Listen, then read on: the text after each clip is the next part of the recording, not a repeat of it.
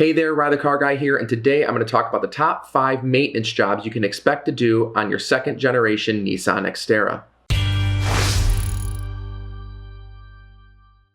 Well, yet again, I have moved recently, so my garage isn't set up, and of course we're all supposed to be hunkered down indoors anyway, so I wanted to do something a little bit different today. Lately, I've been getting more and more involved in kind of the social side of owning an Xterra. I've joined some of the Facebook groups, and of course, I've joined the Nissan Xterra subreddit. And all over the subreddit and the Facebook groups are people asking for what types of maintenance items they're going to have to do on a second-gen Xterra. This is people that are looking to buy them or already own them and are just curious about the things that they may run into, especially on higher mileage Xterras. So today we're going to talk about the top 5 maintenance items that you may need to do on your Xterra.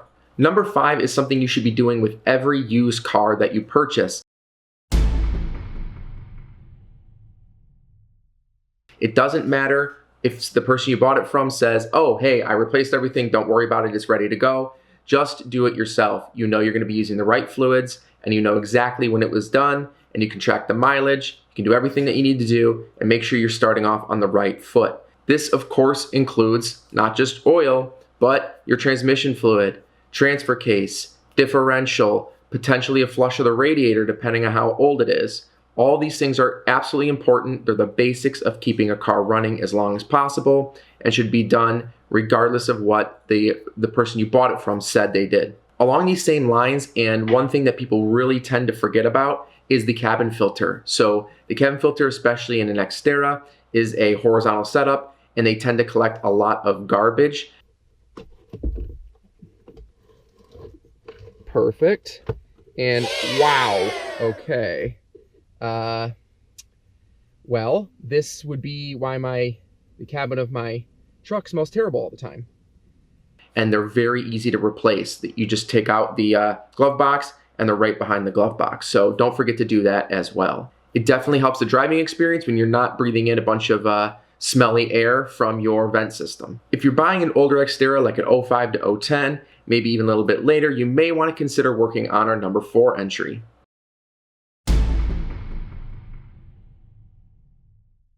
The drivability of a car is really affected by things like your tie rod ends, sway bar links, even the bushings in your control arms, or even, of course, your shocks. Depending on the age of your vehicle, if you have things like sloppy steering or maybe just kind of a mushy overall feel, replacing these things, getting them up to date can definitely improve the drivability. The nice thing here is that these are also pretty inexpensive parts. They're easy to purchase. You can purchase them online, get them shipped to you, and it's a quick job to get these swapped out. The only catch here is that if you're doing tie rod ends, you're definitely going to want to get an alignment afterwards so you're not wearing down your tires in a weird way, or of course have your tires driving in different directions. Speaking of the 05 to the 2010 area, I think you know what's coming next. Our number 3 entry, and that is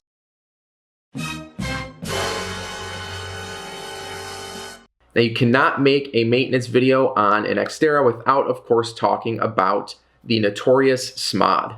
And SMOD stands for the Strawberry Milkshake of Death. Now, it's quite easy to get alarmed about this because it has, I don't know, the word death in it. And yes, it absolutely can kill your engine or your transmission, depending on how far you let it get out of hand. But it can be easily prevented just by a very small fix. Long story short, it's about a passage that is shared by not only your coolant, but also your transmission fluid. And what ends up happening is basically the connection between the two opens up or breaks, and the transmission fluid and the antifreeze start to combine. And it ends up making this sort of frothy, milkshakey look to your antifreeze. And so if you open the top, you'll see sometimes what looks like strawberry milkshake collected underneath the radiator cap or inside the radiator. Of course, if this happens to you, if you catch it early, not all is lost. You effectively just have to immediately stop driving the car, and you need to go through a full radiator replacement, and of course, do everything you can to get the fluids out and get it all replaced with fresh fluid. I would imagine that would involve multiple iterations of doing the fluid swap, but absolutely something that may not be as bad as it seems as long as you catch it early. And if it hasn't happened yet it's as simple as upgrading your radiator, getting in that new piece that will not break. And if you found one that hasn't broken yet, you fix that piece, then SMOD is no longer a problem, never going to be an issue for you.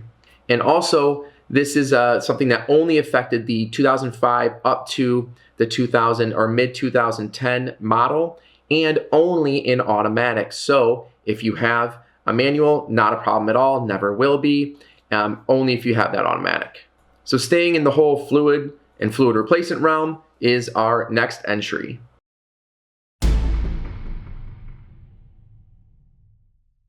This is another sort of uniquely Xterra, uniquely annoying sort of thing that second generations have to deal with. Now there's two sides to this. There's of course just the reading of your pressure being low, not so low that the light turns on, but low enough that the needle sort of dips in your oil pressure gauge. That is not necessarily a problem. So that could just be the fact that you have a pressure sending unit that actually shows real-time readings. So there was a point in which Nissan moved the Xterra over to what I call sort of idiot gauges, if you will, and that is where the dial will always sit in the center unless there's a problem. So unless it hits a certain threshold, the pressure will drop all the way. But at least in the 05, and I know a few years after that, they did a true reading gauge, meaning if the RPMs drop, your oil pressure drops. That's just how mechanical oil pumps work. And then when you hit the gas, it comes back up. And of course you have higher pressure as you're accelerating because everything's turning and the oil pump is actually turning. So it's not necessarily a problem, but if you're getting pressure that is dropping so far that your oil pressure warning light turns on, then there could be a pretty big culprit. Now in some cases it really can be the oil pump, but these are mechanical oil pumps. Generally speaking, they're not gonna go bad. They're not really a maintenance part, if you will. In most cases, what you're going to find is that underneath the front timing cover, there is sort of this oil channel that kind of goes in different directions, sort of looks like a Y at the top. And a lot of times the gasket for that channel perishes, and so you lose pressure there. If you are experiencing this issue, it isn't necessarily the end of the world. You can be taking care of it when you are dealing with the number one entry, which is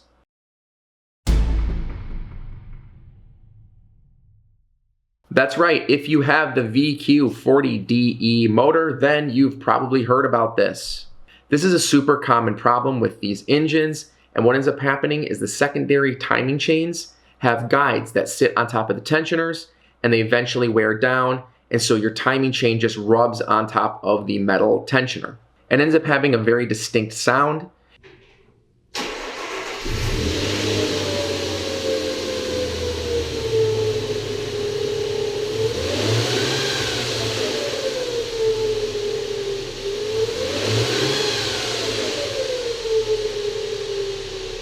And then once you start hearing that sound, you know that your guides are completely perished and that you just have the timing chain rubbing onto the tensioner. Now there hasn't been any reports of the timing chains failing as far as I know.